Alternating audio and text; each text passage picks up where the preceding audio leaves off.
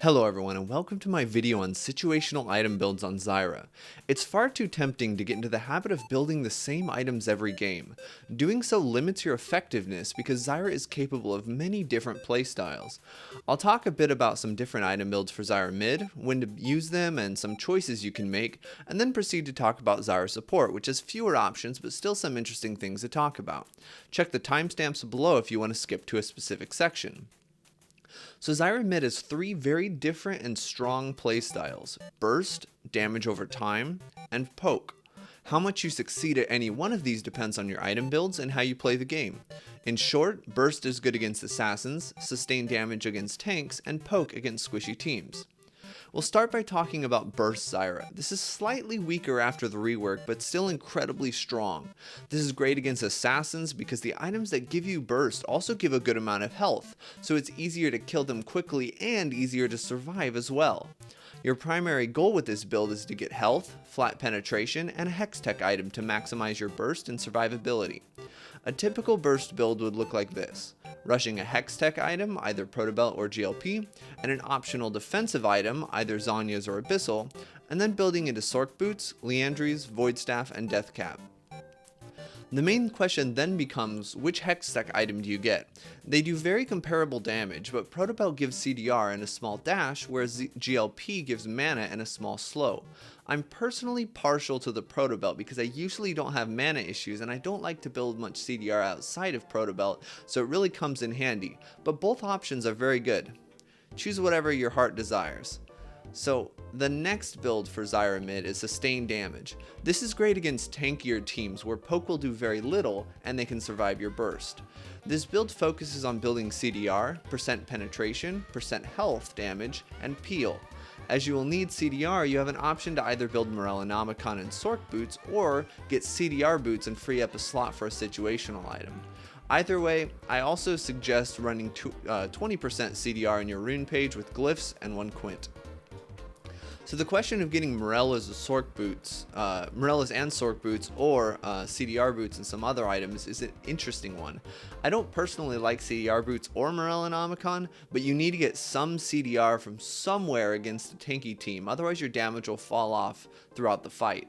So I usually end up building Melyn, but if you want a faster power spike, you can skip Melyn and get CDR Boots later when you start team fighting. Again, it's up to you. So the last build for Zyra mid is incredibly fun to play because you become so incredibly obnoxious. It focuses around the holy trinity of Rylai's, Liandry's, and Luden's. These three items together make one plant attack deal a tremendous amount of damage and disruption to the enemy team, as you get an AoE slow and burn, with the burn doubled since they are slowed. So this build's not ideal against teams with a lot of tanks, shields, or heals, as the poke will fall off and your burst and sustained DPS is weaker as a result. This build excels at objective control. Just make sure that you never waste both your seeds at once in case the enemy engages. A typical build for poke rushes Luden's, Rylai's, and Liandry's in no particular order, getting Sorks when you want a small power spike, then completing the build with Void Staff and Death Cap. Rush Luden's if you want more poke early, Rylai's if you want more peel early, but I don't recommend this until second or third item, or Liandry's if you want more burst early. We'll close this section on Zyra mid by talking a little bit more about situational items. You may see me sometimes build Zyra on Zyra mid. This is not a troll item. Well, it's not a troll item in every circumstance. It excels when you're getting split pushed and cannot deal with a 1 versus 1. It also works very well to counter an opposing team's Zyra. It also provides good mixed resistances that synergize very well with health items like Liandry's and Rylai's. Next is Luden's. I say this very often, but I'll say it again. Luden's is not a burst item. Get a hex tech item or a penetration item if you want burst. Luden's gives a really good poke, and the movement speed is very useful as well. Buy it for that, not the burst. Finally, a few more comments on why I don't like Melyn very often. Morellas is great for CDR, but not much else. Zyra's spikes from passive power spikes such as the percent health damage from Liandry's, the poke from Luden's, or the slow from Rylai's. Ability power helps her quite a bit, but it's not what defines her strengths. Also, she isn't extremely mana hungry, so you're delaying your power spikes for an item where you really only need one out of the 3 things that you're paying for. Again, it's not bad, but I'd almost always rather have something else unless I really need the CDR. So that's basically it for Zyra mid. The section on Zyra support will be a bit shorter because I feel there are fewer choices to make, with the basic build being an upgraded gold generation item, Sork Shoes, Liandry's Rylai's Void, and closing with a situational item if you have an open slot. So the main things to talk about here are the situational item and which gold generation item to get. Let me preface this by saying Frost Queen's Claim is not an awful item. It just delays your power spike and takes another slot. So you can get the same CDR from Eye of the Watchers, and the AP is minimally important, especially as a support. The reason you would want to go Frost Queen's Claim is for its active, and that alone.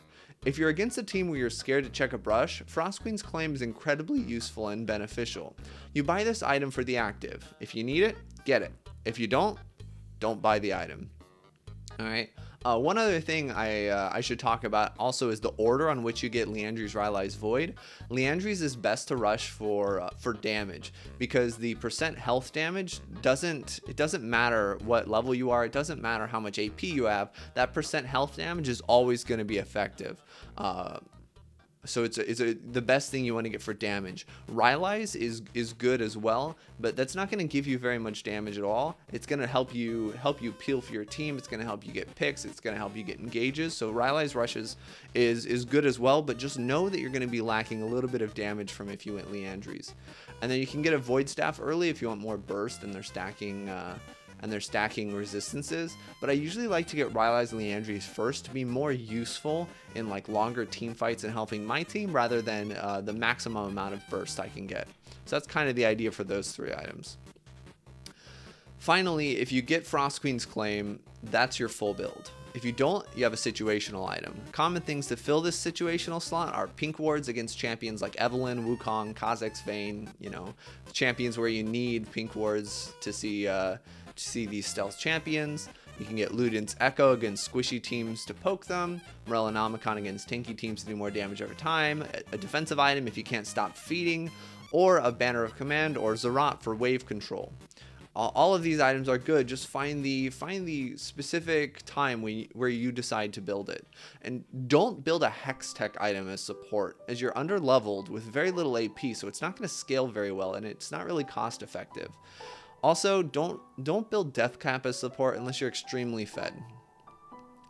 Okay, so that's pretty much it. I hope this video explained some things and answered some questions about when to build what. Having an adaptive plan for item builds is key in getting the most out of Zyra. Identify the best plan, get the appropriate item build, and modify your in-game playstyle accordingly, and you will notice a significant improvement to your effectiveness. Anyway, you can find me on Twitch, Twitter, or visit the Zyra main subreddit if you have any questions, or just ask me below in the comments. Thanks for watching, and may your enemies feel the thorns embrace.